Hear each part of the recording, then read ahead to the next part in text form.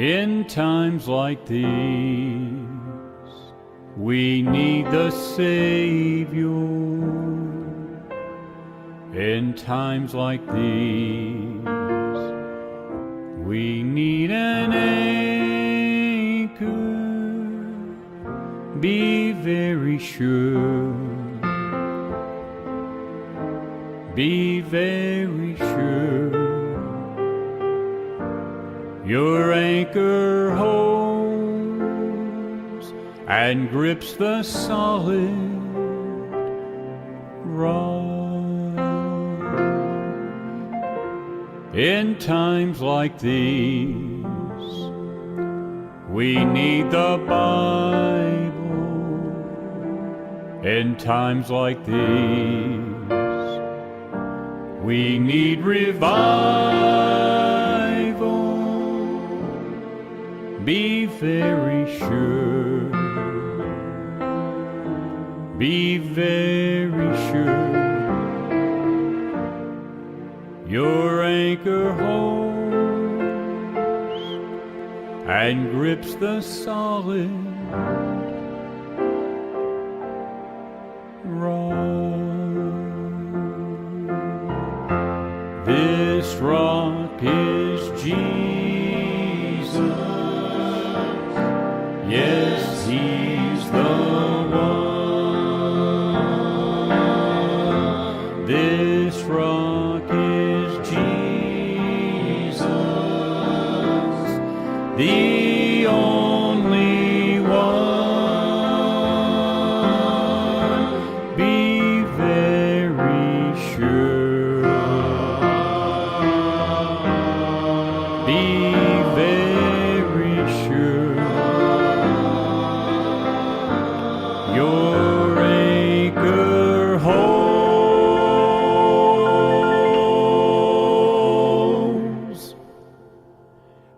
and grips the solid rock.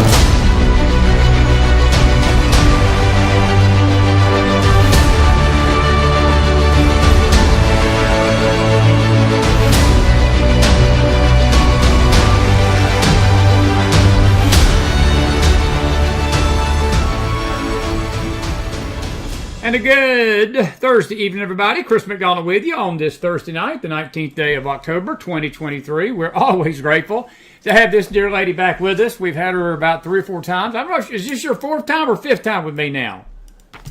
Oh, my goodness. I think it may be the 5th time, It, Chris. it may be the 5th. The 5th time is the charm.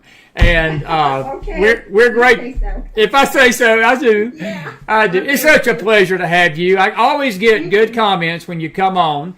And I wanted to bring you on tonight because we've talked about a lot of things relating to the New Age, but we've actually never talked about the one thing that the Lord brought you out of, and that's astrology. And I was watching a video the other night.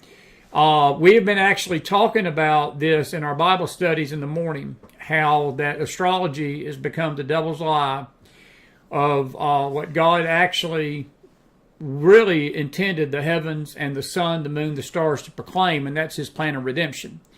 Satan has taken that and he's used it, sadly, to bring people into this New Age lie of astrology, that they look to the stars for their horoscopes, who they're going to marry, their money, And it may go deeper than that. And that's why I wanted to bring you on tonight, because the Lord brought you out of this. You're the ex-astrologer, as your email says. Yeah. But I wanted to talk to you about this tonight. And I listen. You can tell us your testimony if you want to at the beginning, and we're going to get into this a little bit tonight. Let me just say, do a house cleaning issue, folks. The chat is off in YouTube, and it's also off in Facebook. Please, no comments. We'll take your questions at the end. But please, during Marcia's discussion with us tonight, no chat, including affirmation. So please respect that for us tonight. Miss Marcia, the Lord brought you out of this tremendous darkness, and He's using you to witness and do a great deal of teaching on this. Tell us a little bit about what the Lord did for you, but also in saying it, tell us why this is such a dangerous thing, because a lot of people are involved in it, and they don't realize that they're literally trafficking in demons. Right. I want to go back to something you said at the beginning, because I think I may have misunderstood you or misheard you. You said something about the stars being a plan for redemption or something. What I was saying is that God intended for man to look to the sun, the moon, and the stars to know there's a God and a creator. And through the creator, He understands that He put the plan of redemption in place for man to worship God, not the stars. The stars are not to be worshipped. The sun's not to be worshipped. It got Israel in trouble. It will get America in trouble, and it will get us in trouble if we're worshiping the stars, moon, and the moon instead of the one that created them and put them in space. Right.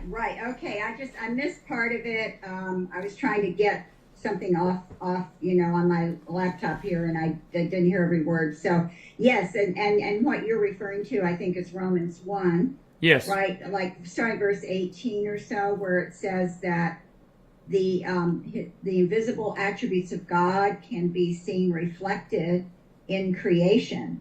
And I was just talking about that the other day with some people about how vast the universe is. We don't know how many galaxies there are. We don't know how many stars there are. It's so vast. There's no end to it. Scientists, astronomers can't even see the end of it. And it just shows the creator, of course, obviously is vaster than that because He created it. Yes. And so looking at all of that should make people wonder, how did all this get here? How did it get arranged so well and so in such harmony and order? How could this have happened randomly? It's a very good point. So tell us a little bit about it. I think the first night you were on here, you sort of told us how the Lord brought you out, and you can just give us a little bullet point, and then we'll get into the dangers of this astrology. Yeah. Okay. Yeah, so I was involved in what's called the New Age for probably a good 20 years, but my interest started before that. And I was interested in the supernatural, and then I got interested in Eastern religions, and I pursued both those areas. So I first pursued or looked into Hinduism for a few years and read books, and then I got into Tibetan Buddhism by actually learning meditation from a follower of Chogyam Trungpa, who was at the head of one of the 4 Tibetan Buddhist schools. And their groups of his followers are all over the country. And there's one in Atlanta. And I went there and learned that. And then I later went into Zen Buddhism. Meanwhile, while I'm doing these meditations, I also had a New Age course. And during the guided visualization, I met what was called my spiritual master, basically a spirit guide.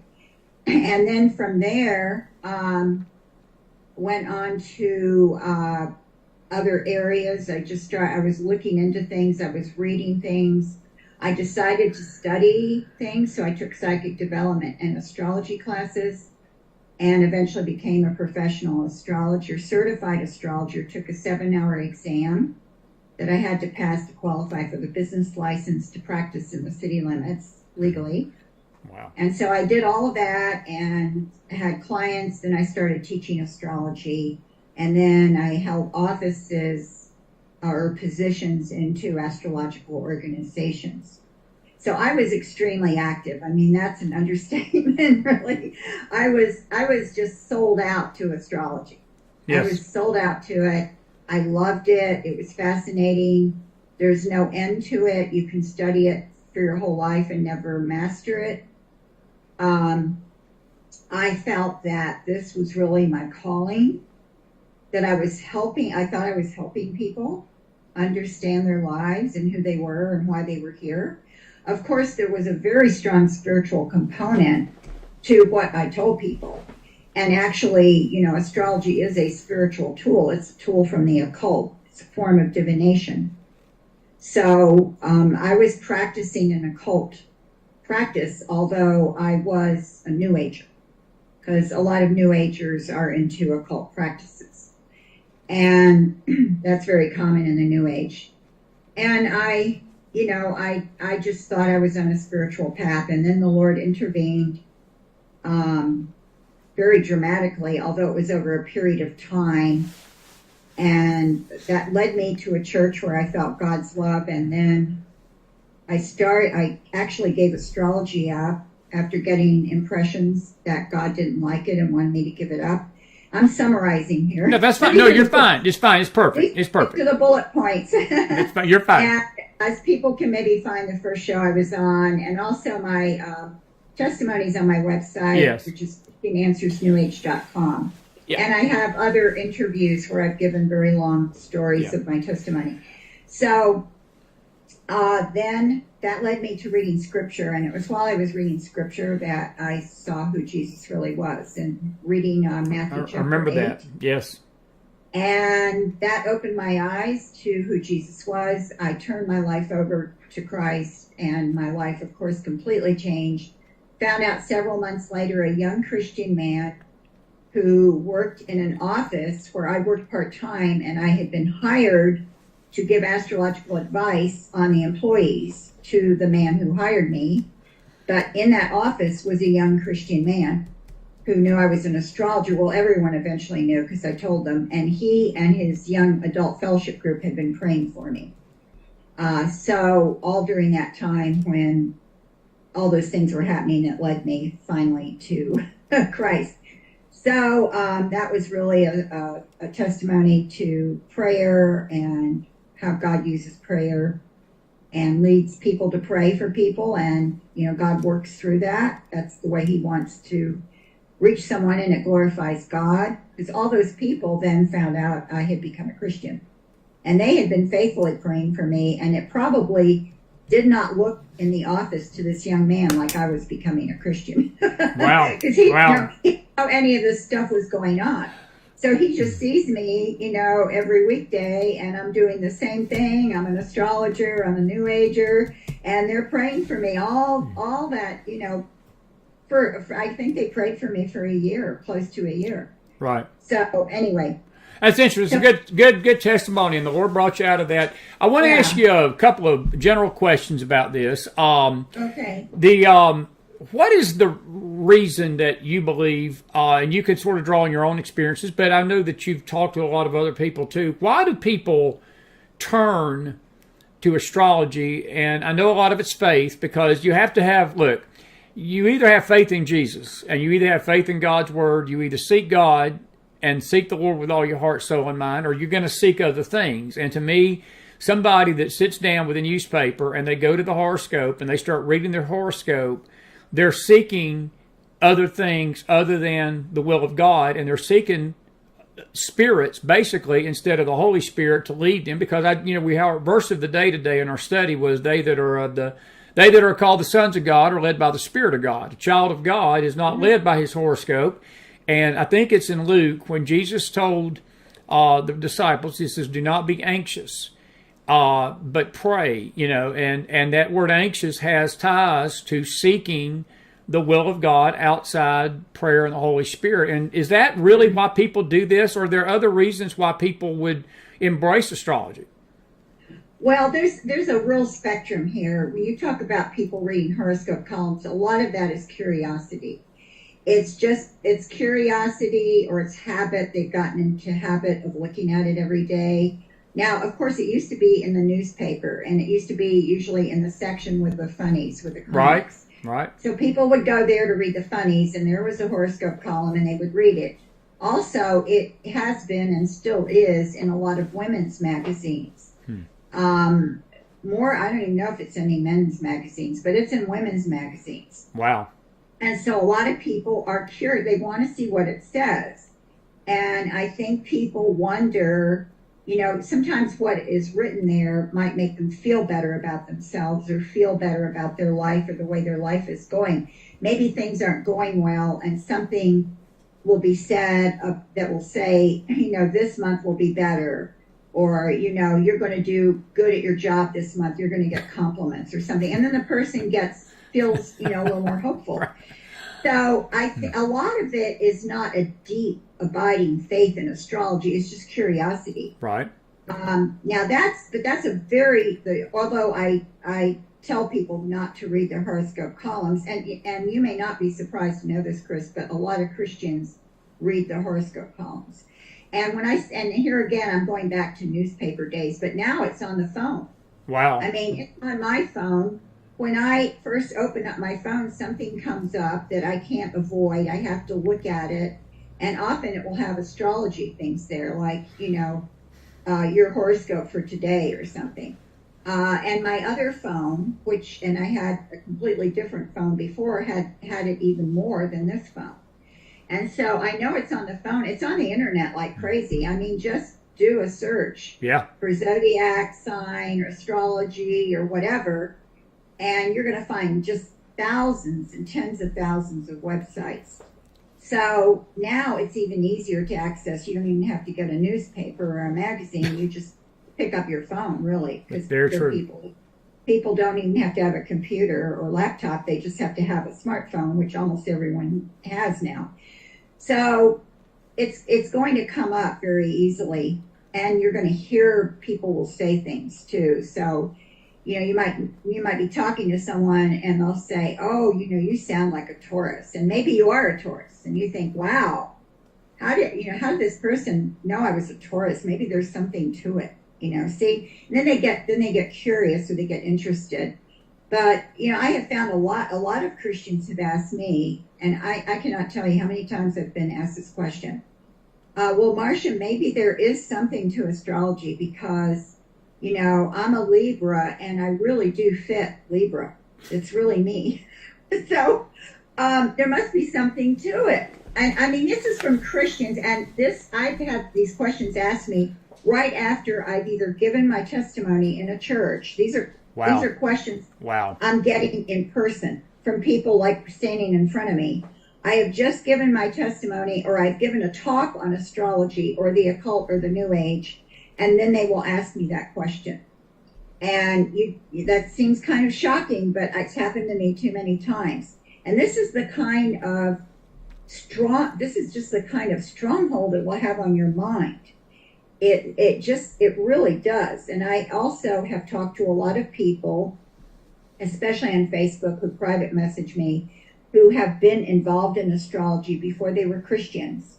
Either they studied it and maybe even did it like I did, or they just kind of believed it and read a lot astrological information about their sign or what's going on in their life, and they were very involved in it. And they have written me and said, "I know it's wrong. I know God is against this, but I cannot tear myself away from it. I am still attracted to it. Wow. How do I get away from it?" So it has a very, very powerful hold on people. Let me ask you this, not to interrupt you, but what is, and you mentioned the curiosity factor. I get that. Yeah. I get the morbid, it's morbid to me, but I do get the draw that if it gives you a compliment or if it gives you this feeling of fulfillment, or perhaps and I hate to you even say it like this, but it's the only way I know to say it.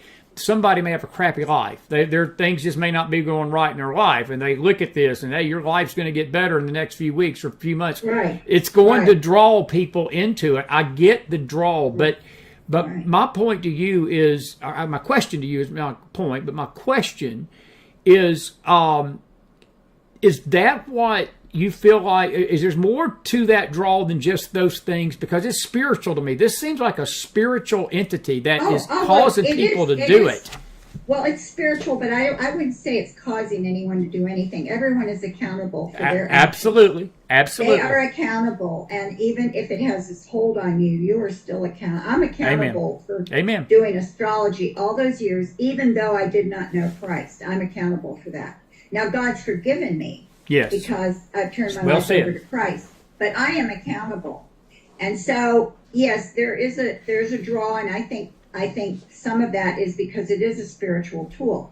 So there's going to be a draw to it. Anything that tempts us, and it's something tempting us to something that's wrong or something evil, is going to have to be attractive or it won't work. And it's not, you can't tempt somebody with something that's not appealing. I can't. No, I'm with you. No, I'm totally with you. Yeah, absolutely. A dish of rotten eggs mixed with ketchup and spinach or something. Very true. Very true. You'd be like, no, thank you, Marcia. Thanks for thinking of me, but I don't want that. No, that's very true, Miss Marcia. That polite and say, I'm full. I just had a meal. That is correct. But if I showed you a wonderful dish something you loved, I don't know whether it's some pecan pie or I don't know, coconut cake or barbecue or something, and you loved it and it looked good, you would be tempted to eat it, even if maybe it wasn't dinner time or it was too many calories. So what appeals to us, Satan knows what appeals to us. So true. So everything like that is packaged in such a way that it seems true, it seems helpful, and it's appealing, it's attractive. And astrology is like that, because what are we the most interested in? And all of us, and for Christians in our fallen selves, what's number one? I mean, I'm number one, right? That's very true. I am the number one interest for me. Great point. No, that's a great point. It is, and it's rooted. It really is. Yeah. Nobody's more interesting than you are to yourself. It's rooted in self. Astrology caters to that. It caters to that. And so, here, find out about yourself. Find out who you are. Find out what your path is in life.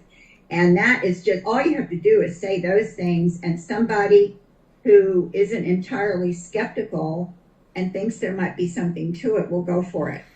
So the draw, it's a built-in attraction in astrology. Where's the roots of this? What are the roots of astrology? Where did this start? Astrology come from? That's a good question. And actually, I'm glad you asked me, because I did want to say something about that tonight. It goes way, way, way, way back. They don't even know the exact origins. It was definitely in Babylon, because if you read the book of Daniel, you see a lot of references to the Chaldeans. The word Chaldeans is sometimes equated with the astrologers. Interesting. And that was Babylonian, and so they definitely practiced this. And what the theories and what I've read, or some of the historical data has shown, is what happened is that they were looking at the sky. Of course, I mean, it's natural for man to look up at the sky and wonder about the stars. And they noticed that, of course, the stars do move, but they move very slowly. But here are these brighter objects that are moving faster. They're moving 100 times faster than the stars. Yeah. And so they know, and these, of course, are referring to the planets. At that time, they didn't know they were planets. Those were stars, because they were a bright light in the sky. They didn't know anything about planets until, I don't know when, like the 14th or 13th or 14th or 15th century or something. So they see these bright lights that they think are stars, and they notice they're moving fast, and they're moving in certain regular patterns. So they'll notice the stars over here, and then they'll notice 3 months later it's here, and then maybe a year later it's here. Or they'll notice that, for example, like Venus or Mars takes about 2 years to go around the Earth.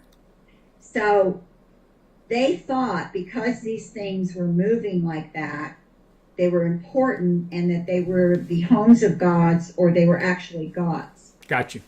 And so they felt, because of that, because these were connected to gods, therefore they could get information by observing them.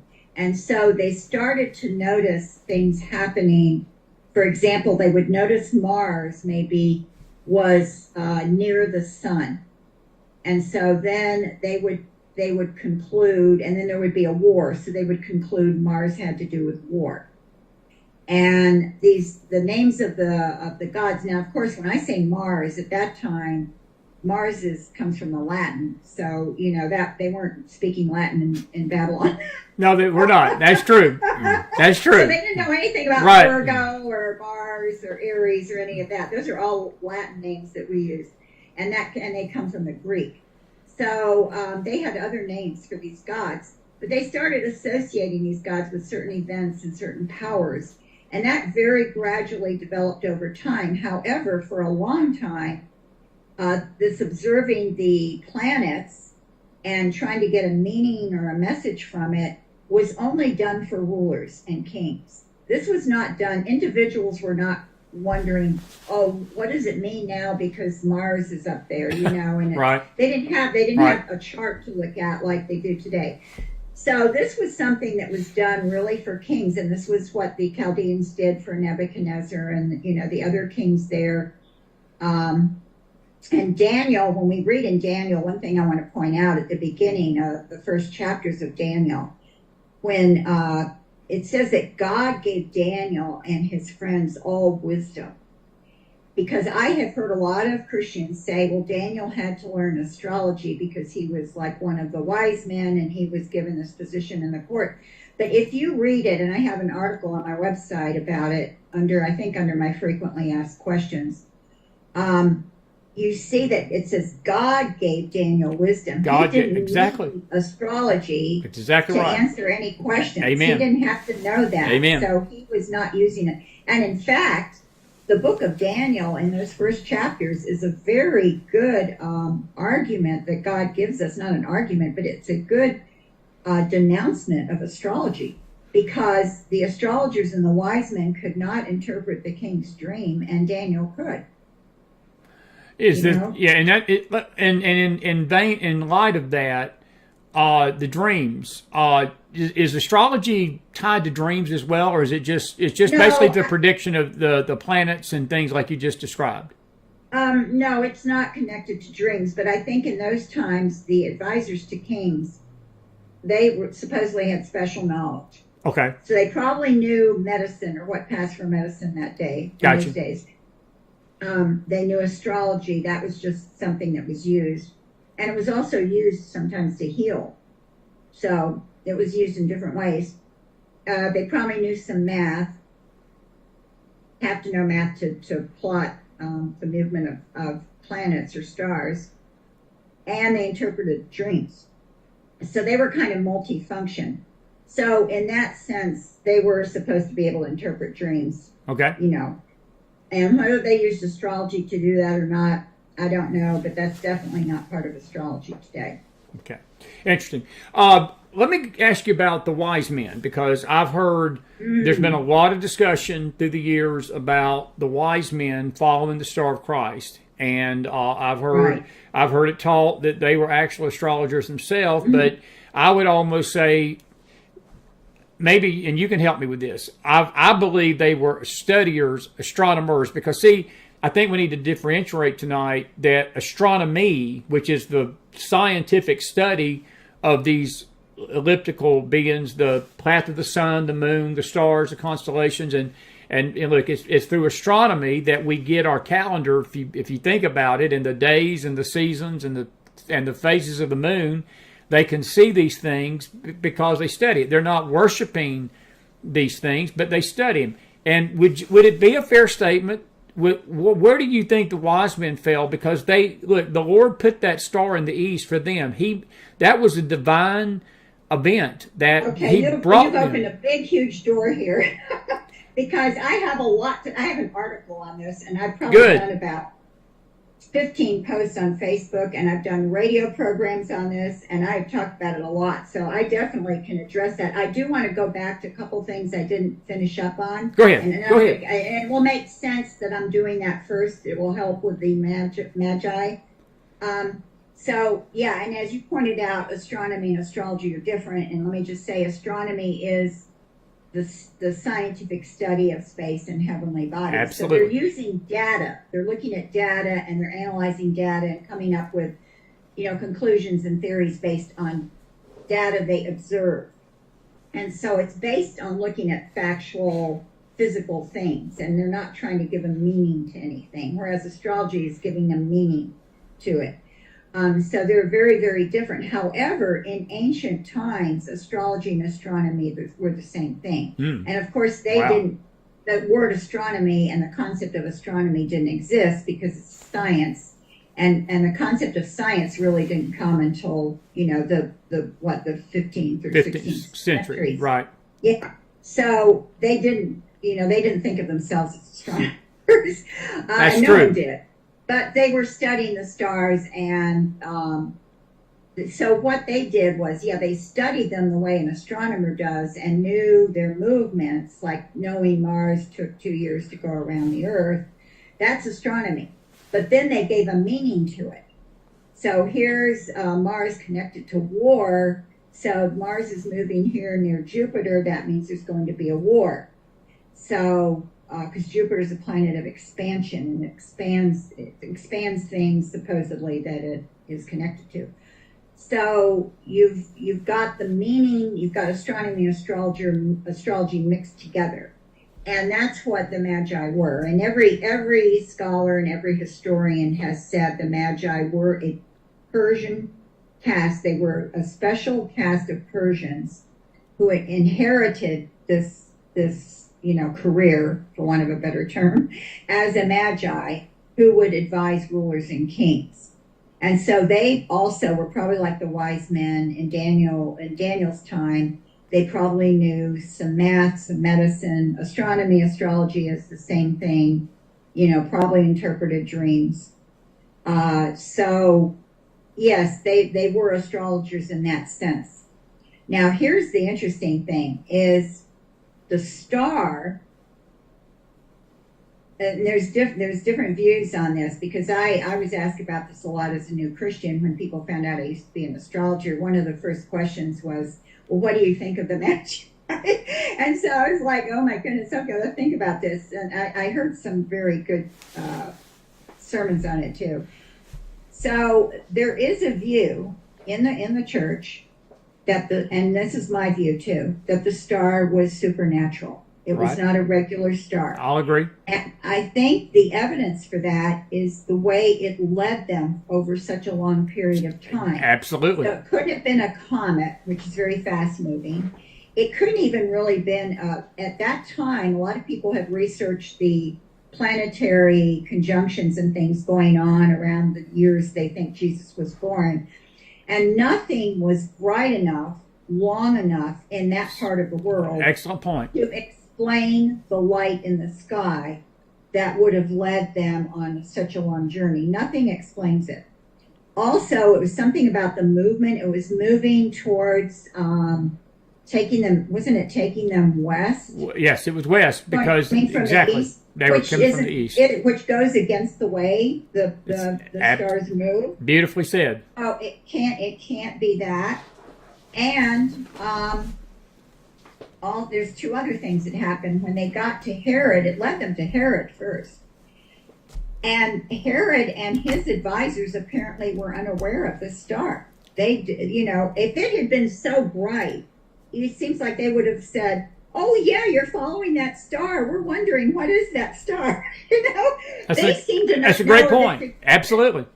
It seemed to have gone away. And then after they were there at Herod's court and they went on towards, where Jesus was, it led them. And then here's the real kicker. It stood over the dwelling place of Jesus. It did.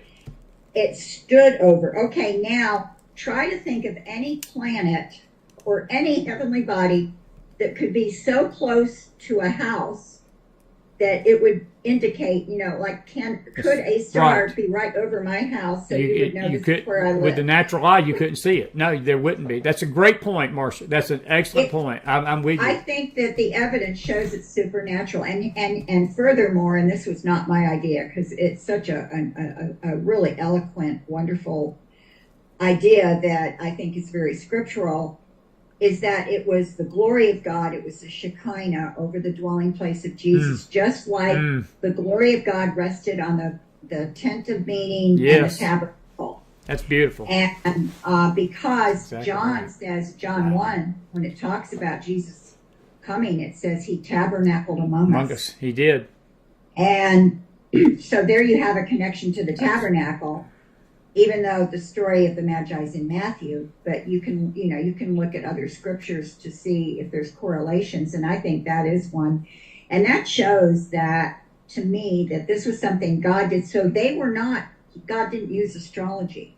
He used astrologers, but he did not use astrology. That's beautifully said. Even to make the story even better, it just gets better and better. They are the first recorded worshipers of Jesus, and they're Gentiles. Excellent point. And the theme of Matthew is the gospel going to the Gentiles. That's one of the themes of Matthew, and you can see that throughout the Gospel of Matthew.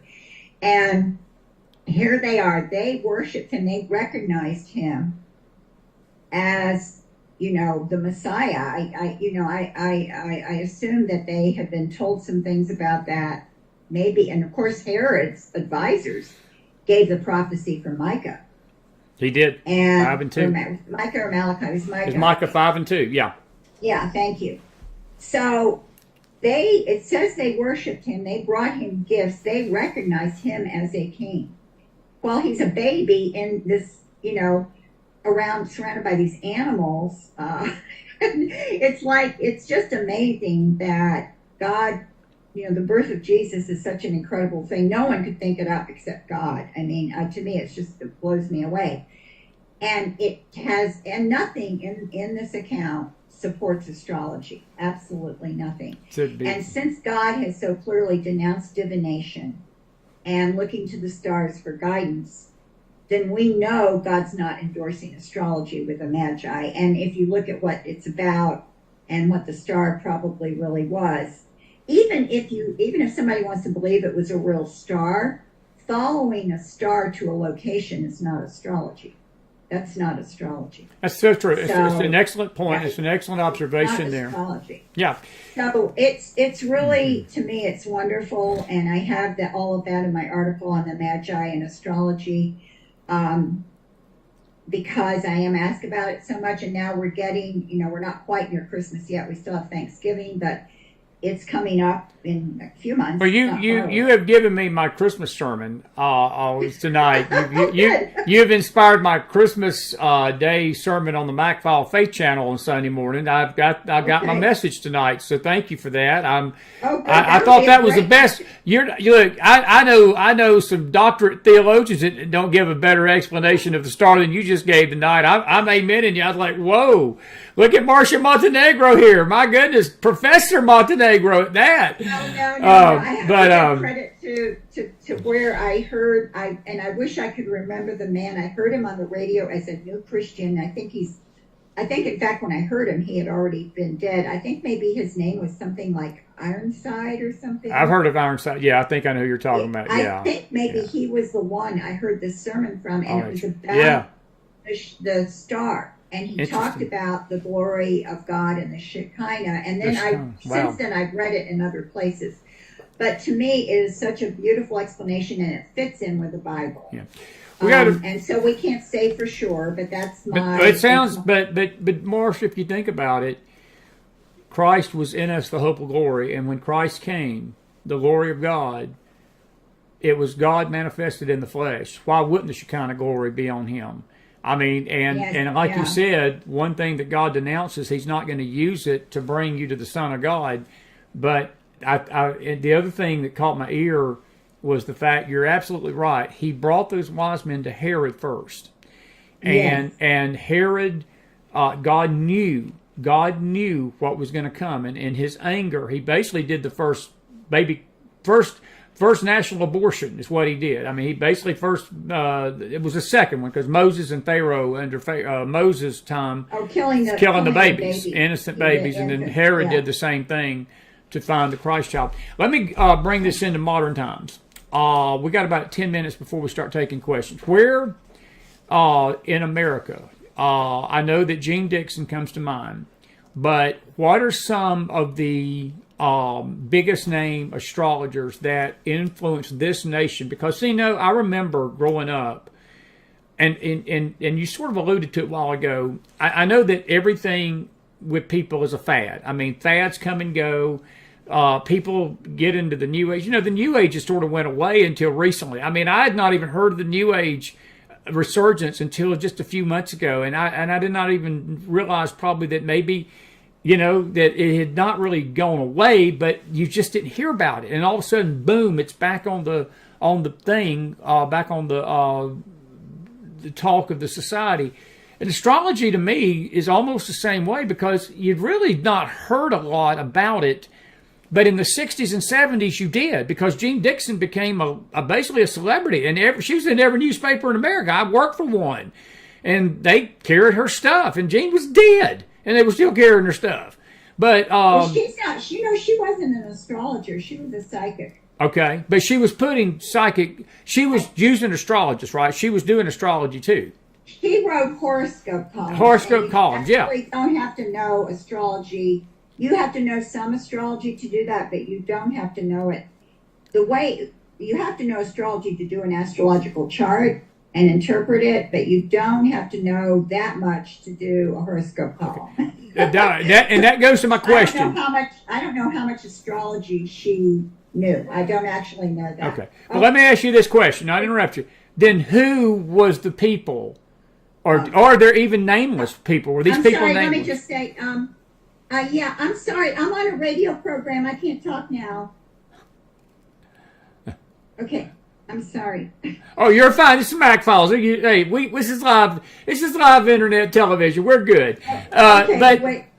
Okay, I'm sorry about that. You're fine. It's my landlord. I feel like maybe he's called me twice now, and I don't know if something's wrong or I don't know. Let me keep talking while I. But my question to you is, who are the people, and are they even nameless perhaps, that was writing those horoscopes on a regular basis? Yes, I'm on the live radio right now. What, do you have a question?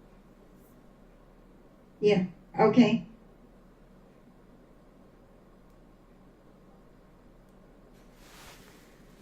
Okay.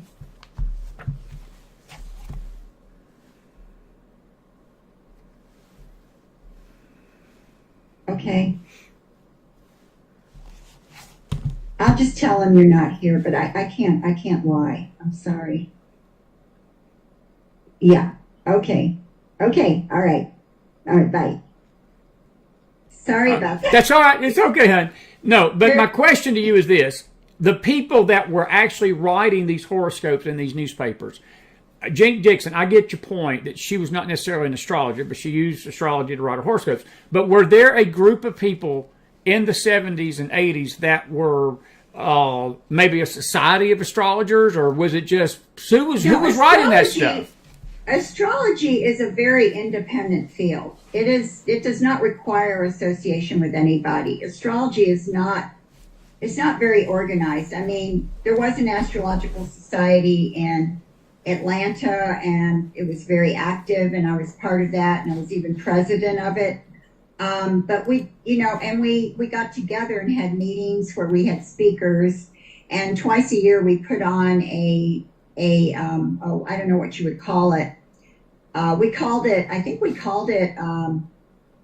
Astrology Day. I can't remember what we called it now, but we invited the public to come, and we would do little mini talks and mini reads for them to get them interested in astrology. But there isn't like some kind of group of astrologers that are influencing anything. That just does not. Okay. Actually, that's true for anything. There's not a group of psychics. There's not a group of palm readers. This is something that a lot of people can do, and they can do it differently, and it's still successful. It doesn't matter. Do you think it's familiar spirits? Do you think these are familiar spirits that are feeding this stuff into these people? Okay, now that's a whole other thing. I do want to get into that. Because even today, there isn't one astrologer that stands out more than anybody else.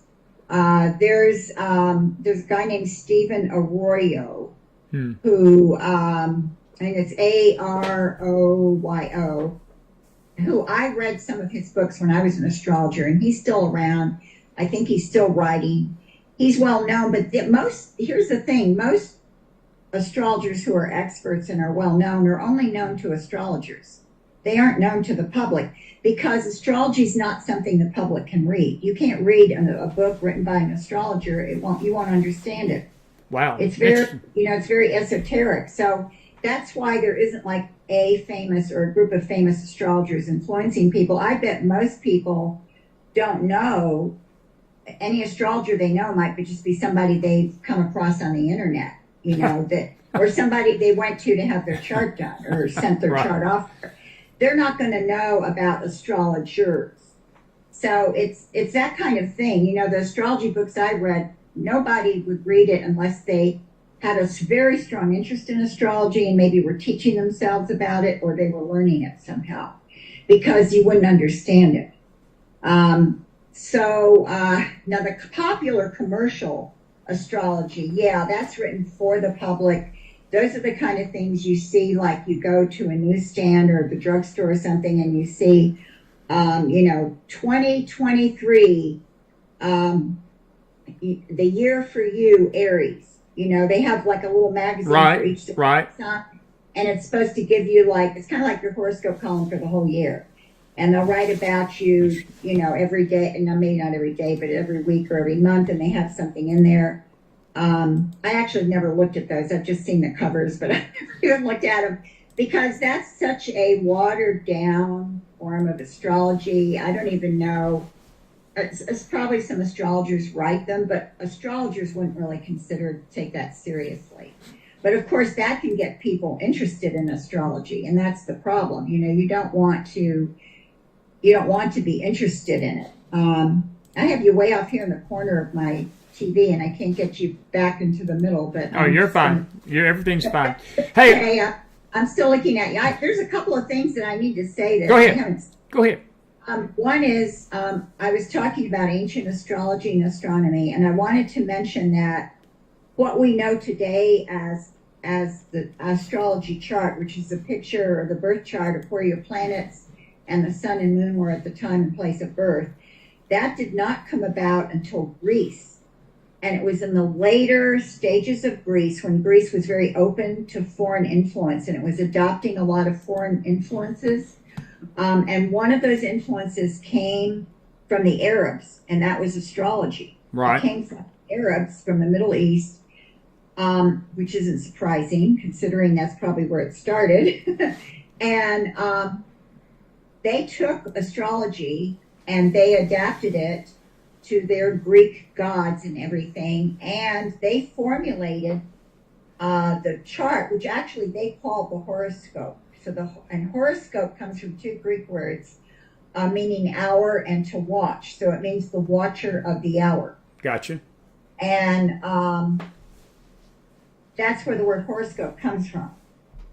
Although now when I say horoscope, I'm thinking more of like the things you read for day-to-day kind of thing, and not the birth chart. So that's the first time astrology was used for individuals and not for rulers. That was the first time. Interesting. And of course, at that time, only rich people could afford to pay somebody to do that. So astrology was only used by rich people. And that was the way it was for a while until gradually it just developed over the centuries.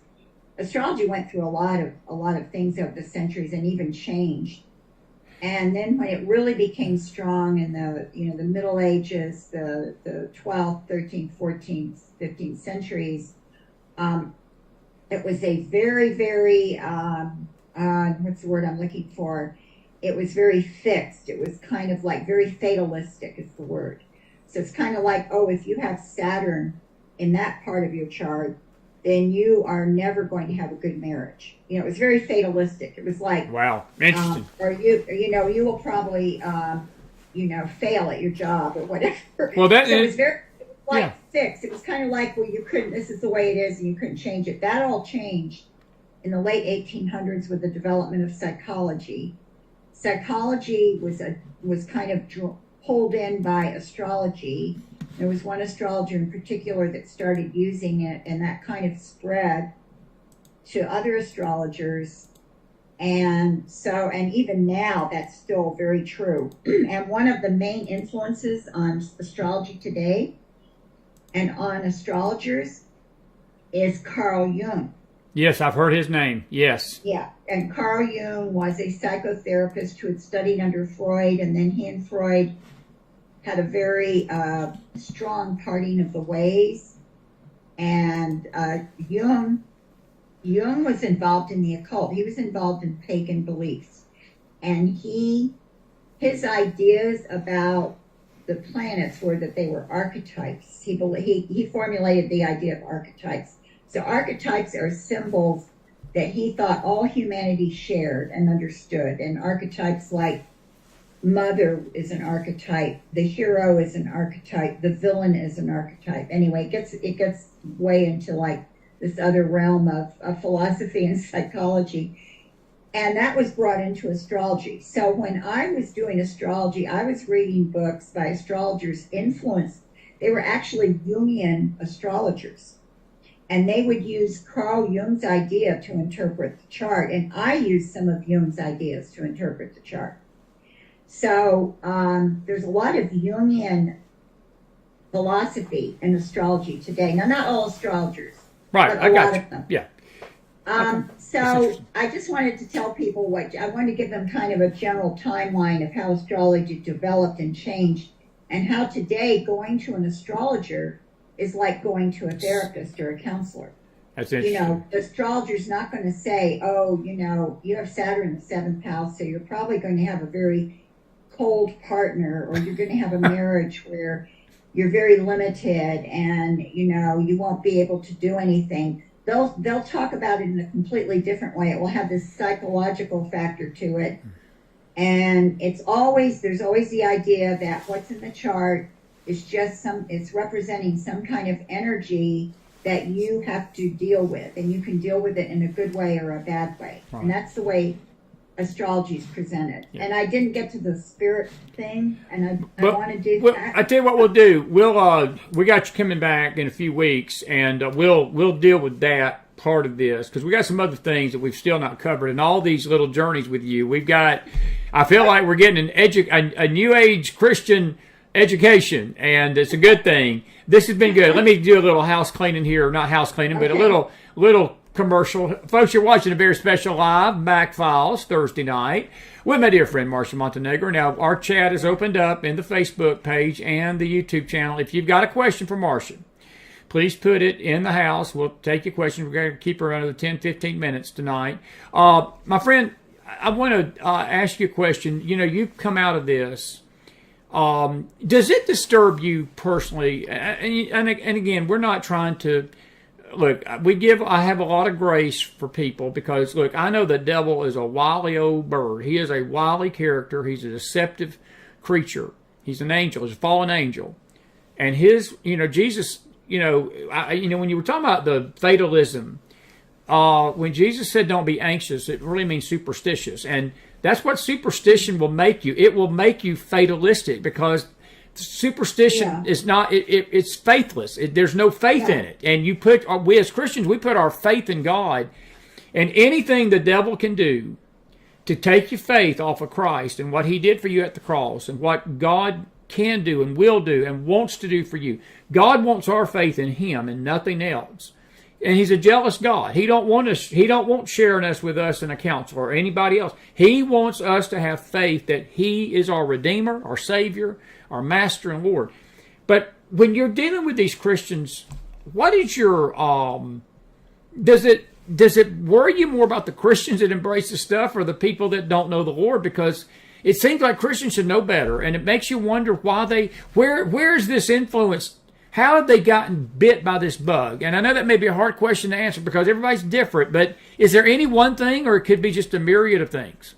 I think I think it goes back to the interest in self. I think it's just and this is another topic, but that's why the Enneagram is so popular, because the Enneagram is this, people have called the Enneagram right. Christian astrology, which I think actually is very true. Yeah. Because the Enneagram functions in the same way as astrology, even though it's a different system. I think it's self-interest. I think sometimes maybe people are not understanding how to seek the Lord for counsel and advice, and they start to go the wrong way, and then they think they're getting answers. And I'll give a story. There was a woman who contacted me, and she contacted me because I had talked to her daughter's youth group. And in the youth group, this is before people were on the internet, I had these little sheets I handed out on different topics, and one of them was on astrology. And the daughter took it to her mother and showed it to her because her mother was going to an astrologer for advice. Right. And so I think the daughter was saying, here, maybe you should read this. So the woman, to her credit, at least called me. Right. And I talked, and she told me she had been going through a very hard time. She had prayed. She wasn't feeling, getting any answers. She wasn't feeling getting guidance from the Lord. At least she thought so.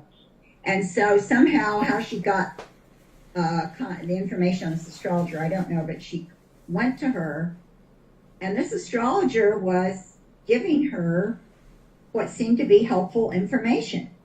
And so she was going on a regular basis to this woman, and she was telling me this, and she said, I know it's wrong, but I'm getting this advice from her, and it seems to be helping me. And so then I told her, of course it's going to seem to be helping you, because if it's not helping you, you won't go back. Right. I said, this woman probably understands your problems, and she's giving you advice based on that. Maybe some of her advice is good, but she's just maybe giving, who knows, common sense advice. But astrology cannot help you in the long run, and it's only going to damage you. It's going to damage you. I asked her if she had been going to church and stuff, and no, she hadn't. And I said, It's going to drive a wedge between you and God. You're going to lose interest in church, lose interest in prayer, lose interest in the Bible. And astrology is going to take its place. And I said, this woman, now you have this spiritual tie to this woman.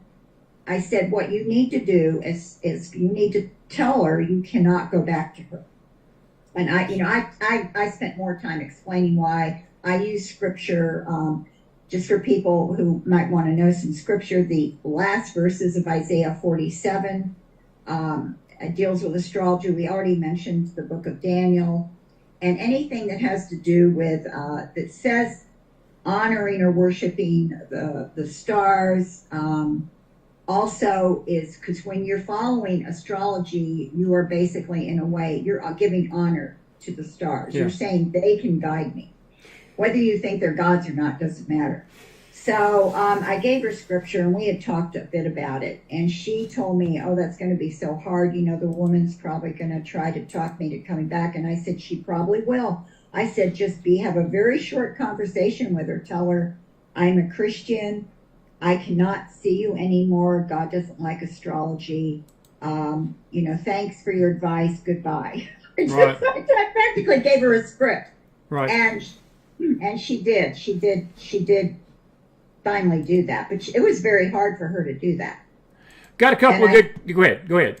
Finish that statement. I want to take a question because we got a couple of good ones, really good ones. And folks, I'm going to echo what our moderators asked you to do. Please keep the questions on topic tonight about astrology, because if we start getting off into other areas, we're going to be here till midnight, and we can only keep Marcia so long tonight. But Emelina Burkett is asking about Carl Sagan, and it's actually a good question. She says, what about Carl Sagan, who was an astrophysicist, astrologist, scientist, etc., and was he into New Age?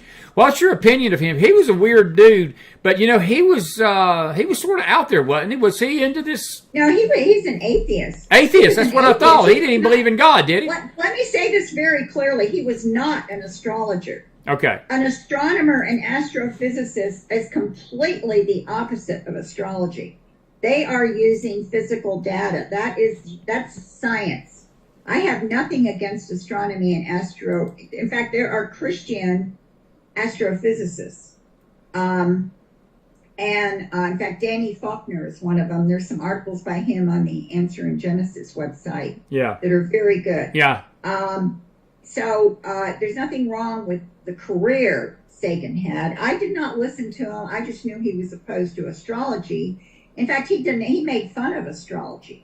So he was deaf. He was not, because she apparently thinks he was an astrologer. Maybe she meant to say astronomer, but he was not an astrologer. Okay. And I know nothing to say about him because it's not related to what we're talking about, except to say he hated astrology and he was an atheist. Yeah.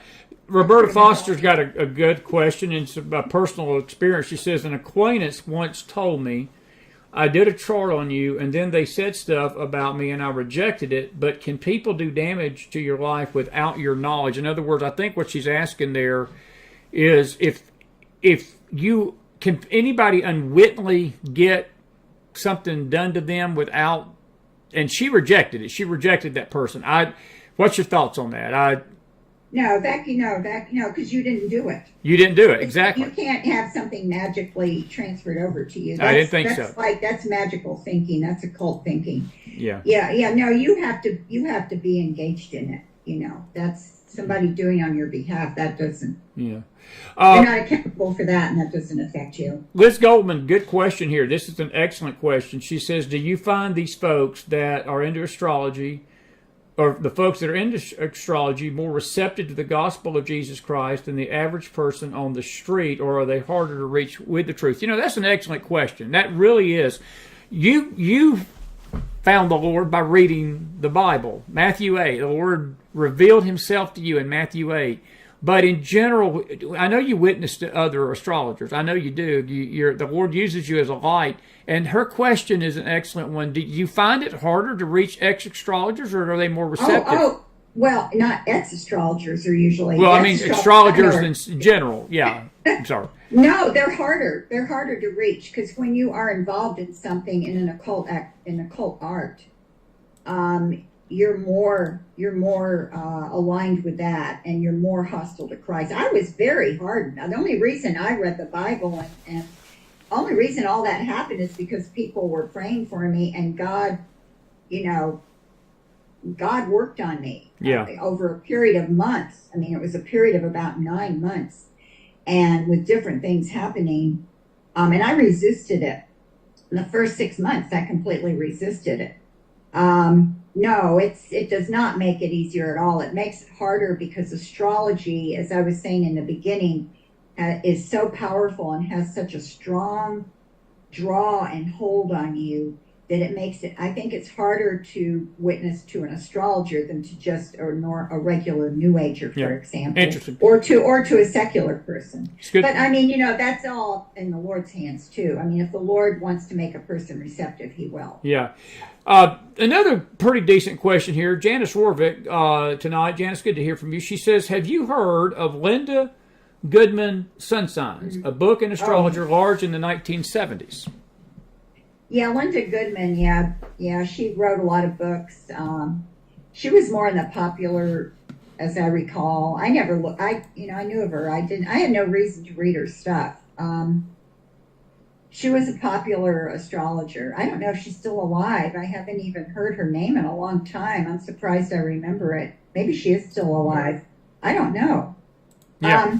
Is she just what is she asking me? She's asking you, have you heard of her? So you just answered the question. So, okay. But I've heard of her. Yeah. But these are not the people that, when I think of astrology, I think of these, there's like popular astrology and then there's astrology. Right. I got you. So, I got you. Popular astrology is kind of like astrology for the masses, and and of course it's still astrology, so it's wrong. But what can I say? It's all wrong. Yeah. So don't read anything by Linda Goodman. I think that's where Janice was going with that. Do you need to read stuff by her? And I was going to answer that for Pat. I'm going to answer your question at the end. I'm going to ask Lex's question. in Facebook tonight. She says, I have a friend that is really into doing those birth charts and all that you described. She says, how do you answer them when they tell you that the info is accurate, since sometimes it seems to be and maybe even comes to pass? You know, that is an outstanding question because, look, there's a spiritual component to this stuff. And Right. I'll just say this. I've heard missionaries tell me that have ministered in Africa, and they've witnessed this in these villages, that a witch doctor, that Satan will literally, and they attribute it to demon spirits, that he will take sickness off a person, for one person. He'll take sickness off one person to get people to have faith in the witch doctor. And then he'll deceive a whole village into believing that his power is greater than God's power. And her question alludes to this because I do have heard the same thing, and I don't get into this stuff, but I've had people tell me, well, this is as accurate as can be. If you ever read the horoscope, you'd just be amazed how accurate this stuff is. What do you say to people like that? Well, I have an answer for that because I did charts for many years, and I did birth charts, and I would sit there. At one point, I was doing 2-hour chart reads. So you can only imagine just by how much I talk on your program, how much I was talking. I was putting a lot of information out there, and they were mostly not talking, So I'm sorry. Just so people know, I was on an earlier program for 2 hours. Yeah. So I think that's why my voice seems to sound a little scratchy there. Oh, you're fine. Okay, here's the thing. It's not so much that it's accurate as that it seems accurate. First of all, we cannot rule out coincidence. Right. You rule it out. Secondly, certain things will happen in people's lives at certain times. It's very true for a lot of people. If people are married, they're going to be having marriage problems. I mean, there's just, I don't know. You tell me if you think there's a marriage with no problem. I'll just say, okay, goodbye. Okay, you can talk about certain things. When she says this person is doing charts. Yeah. What she said. Yeah. Okay, so she must be doing birth charts for people. I imagine she's not a Christian. I've been thinking the woman who's doing the charts. And yes, and that's what I thought too. I was so impressed by how accurate my charts seemed when I had the person there and I was giving them the information. I even did charts for people I never met, and I recorded it on a cassette tape and sent it to them. And then they would write back and say, wow, this is so accurate. I did this for one of my mother's friends. My mother actually had me do a chart for a couple of her neighbors and friends. my mother, the Southern Baptist. So,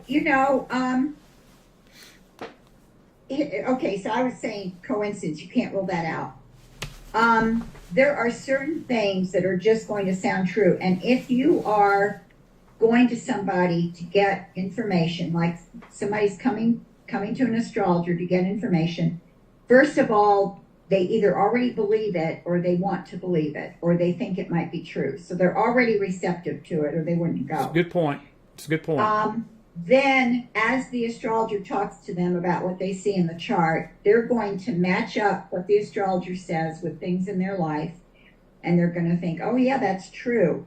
Or it may make them think of something and they'll see it in a different light, in the light the astrologer said. And they'll think, oh, that explains why that happened. And it will make it seem accurate. This is called, actually, psychologists have a name for this. There are different names for this. The Barnum factor. I've heard of that. The Forer, F-O-R-E-R effect. Then there's it's selective memory. So the person will go away and they'll remember what the astrologer said was accurate and forget what wasn't. And then there's self-deception. You'll believe what you want to believe about yourself, especially if it sounds good. So all of those factors, that's why people will believe even a false personality test, for example. Oh, let me tell you about this. And this shows, I think, the Barnum effect. This is kind of a well-known experiment. And I think it was done in a university. So the professor asked his class if, if they were interested in astrology or liked astrology, and a lot of them were. So he got their birth dates, and he said, okay, I'm gonna show you something. And he came back, I don't know when, a few days later, and he passed papers around to each student. And this was supposedly based on their birth date, and it was telling them all about themselves. And he said, okay, now read it. So they all read their sheet of paper, and he said, how many of you think that's accurate? And something like 95% of the students or more raised their hand. It's accurate. He said, okay, now pass your paper to the student in front of you. And so they all did. They had the same exact thing. They all had the same paper. And they all thought it was just individually accurate for them, almost all of them. I mean, like 90, 95 or 90, I can't remember the percentage. It was really high. There's only a few students who didn't think that. Everybody else thought that was them, and they all were reading the exact same thing. So that is like this psychological effect where you are looking for a pattern, you're looking for something to be true, or it's written so vaguely that it applies to everybody. That's interesting. So, and I don't know what the case was with what he did, but it could have been kind of vague. Like, if you go on YouTube and look up Barnum effect or Four effect, you'll see these videos where they have people showing this, and they'll stop people on the street, and they'll say, "Do you like to be alone, or do you like to be alone sometimes, but with people other times?" And people will say yes. And do you like to do this? And do you like to do that? People will say yes. And everybody is going to say the same thing, because most people like to be alone sometimes and like to be with people sometimes. Yeah, that's very true. That's very true. But it is, it's really interesting what I've listened to you talk tonight. And I am just amazed, not in a good way, but I'm really got an education tonight of how much of this psychology roots of Freud and Jung and the psychological babble have its roots in this stuff that we're talking about tonight. I got one other question for you before I let you go. Donna in YouTube, and it's not a bad question. She says, does this, in your opinion, open up people to demon spirits? Them messing with this mess, what's your thoughts on that? Okay, now the astrologer, and I didn't get into this part tonight, but the astrologer, most likely, like me, has spirit guides. Right, exactly. Okay, those are fallen angels. This is true for psychics, it's true for palm readers, it's true for, and I don't mean the con artists. There's the con artists, exactly. People who do this, and then there's people who do it seriously. Yes. And so people who are doing it are definitely getting influenced by that and getting information that way. As far as somebody going to an astrologer, is that what she's asking? Yeah, I mean, well, yes. I mean, her question is basically, she says, does astrology and one reading horoscopes open doors to demon spirits? And I would say absolutely it does, but I think that you've seen this because you just answered the question. Look, these people that are doing these things, not the fakers, and as you said, not the charlatans, they're using spirit guides to get information from. That's the realm of the dark. That's the realm of darkness. That's not light. That's not God's light. That's the realm of darkness and demons. Well, but when people say that question, it's kind of a vague question. And I don't want people to think I'm saying if you read the horoscope column or something that demons are going to attack you, because that's not what I'm saying. I think the way demons quote unquote attack us is through deception and through false teachings. That's the main way demons attack. And what it does is, if it causes you to have an interest in it. Okay, here we go. Hang on. I think my throat's giving out. Oh, you're fine. We're about to let you go. Hang in there for 3 more minutes with me. Get 3 more minutes in there. Let me try this again. Okay. So here's one of the things I'd like people to think about.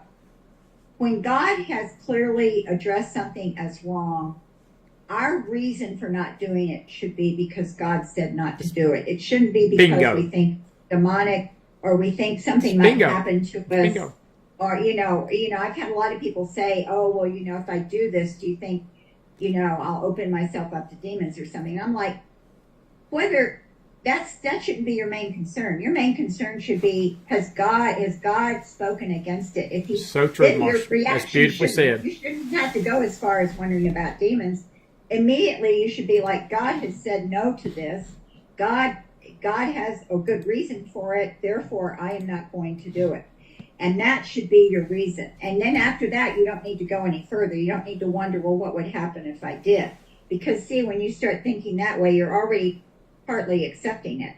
Now, I'm not saying that the woman who asked the question is doing that. No, I know that. It's legitimate. I know what you're saying, though. I get what you're saying, because our love for God. And a lot of people might have that question. But I think our love for God, you said it beautifully. Look, our love for God and to obey our Father and our Heavenly Father and to follow Christ should be the motive for all things. And if you're chasing, if you're worried about boogeyman, and I'm not trying to make light of this, because this is a dark situation. It is dark. And we're not making light of it. It's very dark. It's very dark. But I think it also, there's a lot, and it goes back to the thing with Jesus, what he said. He says, do not be anxious in anything. Do not be anxious for nothing.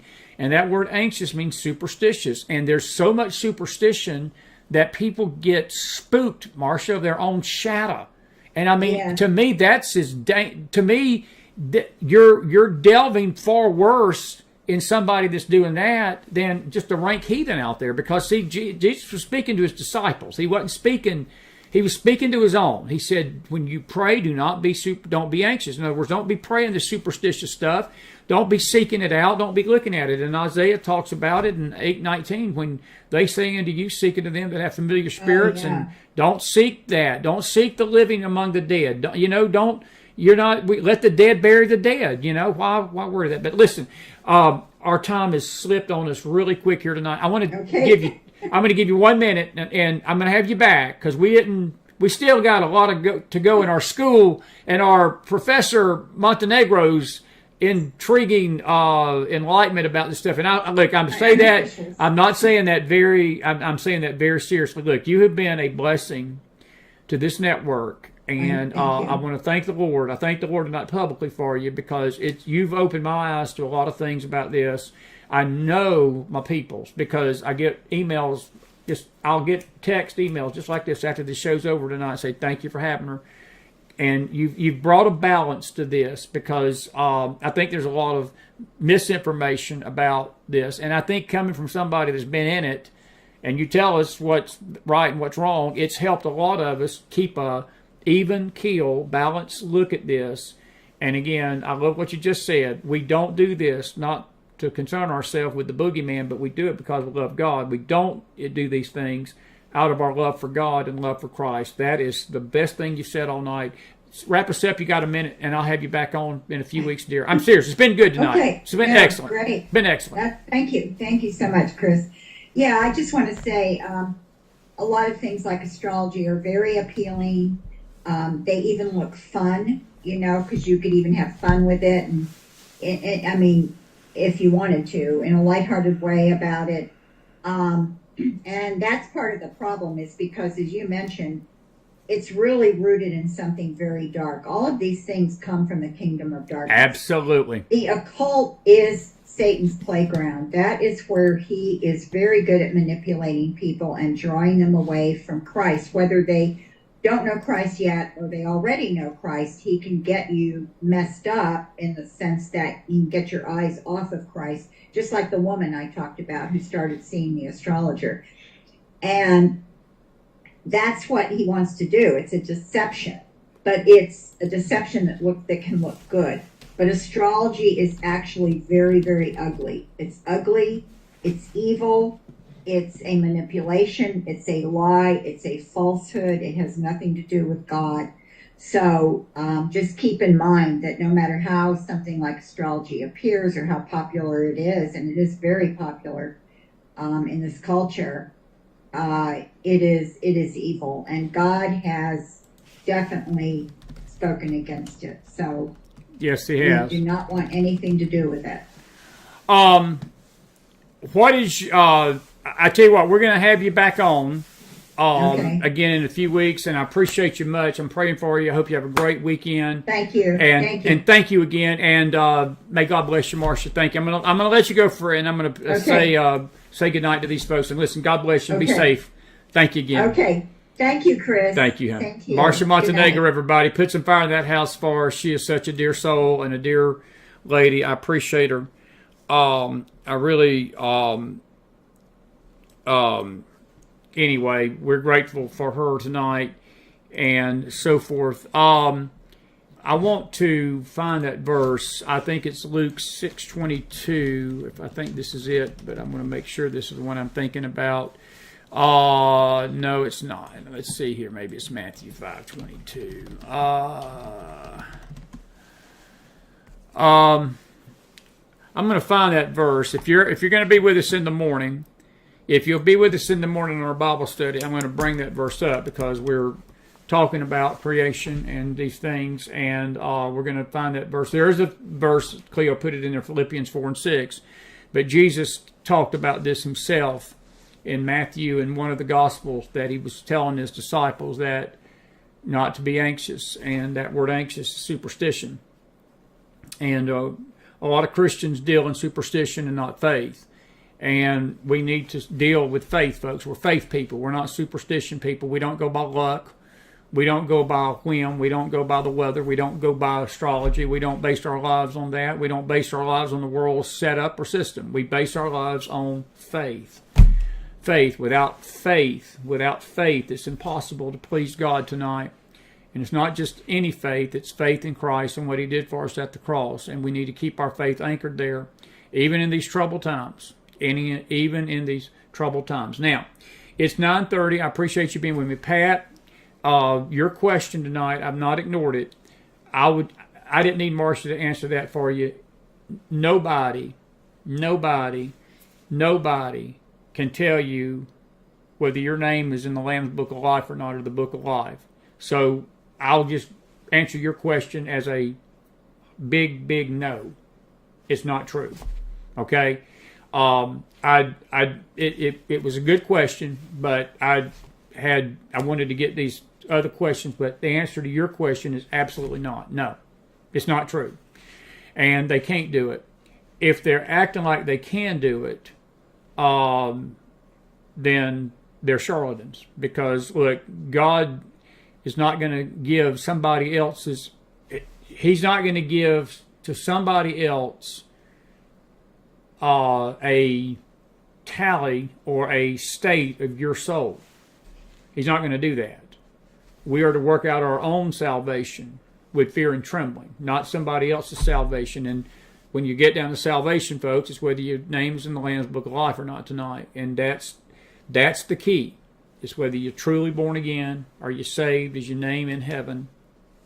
Are you walking and believing in the Lamb of glory, the Lord Jesus Christ? Was that not a beautiful revelation about the wise men and the Shekinah glory being what probably led those Magi? That's pretty deep stuff. I'm gonna have to chew on that, but that was good stuff tonight, and I hope you learned a little bit about this. Now, listen, I hope that you enjoyed the show tonight. I am not done with you. And we're going to be back within an hour, and I'm going to be having a late night show by myself. We're not going to keep you up to midnight. Don't you believe that? I'm going to keep you here till 2 o'clock in the morning. You better get your popcorn, your hot chocolate. You better get your cocoa. And the U.S. Coast folks, y'all will be up with me anyway. Joe Biden was just speaking, and I didn't want to sully my program with Marcia to even bring it up. I've heard enough. I don't even know what the word is for it today, between his talking in Israel yesterday and today and on that plane and then tonight. God help the world because of the leadership of this country. That's all I got to say. But I'm going to deal with that. I got some other stories I want to run by you tonight. I need to give you an update about what's going on in Israel. So it'll be strictly on our YouTube News Network and Twitter. We won't not be on Facebook because And I love you Facebook folks, but if we open the chat up, we tell people not to chat. It goes in one ear and out the other, and we got all sorts of people wanting to chime in. We're not going to do that. That's not what the purpose of this program's for. We'll open up the chat at the end at the YouTube channel for questions. But it's only going to be on our YouTube News Network and our Twitter handle at the MacFiles45. So those are the two places you can find this late night special. Now, we may upload it to Facebook later. But we got some serious stuff to talk about tonight, play a few videos, and talk to you about the latest on Hamas. That ground invasion into Gaza is imminent. It's not any time. It's no longer soon. It's imminent. The IDF, basically military commander, went to the troops tonight and said, "Be ready."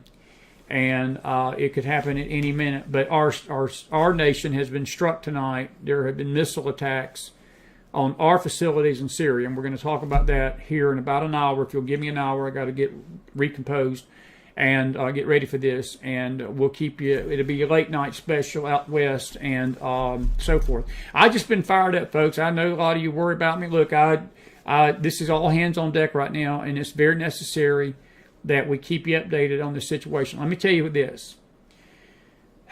I'm very concerned that with every day, every passing day, that we're about to be drawn into this conflict.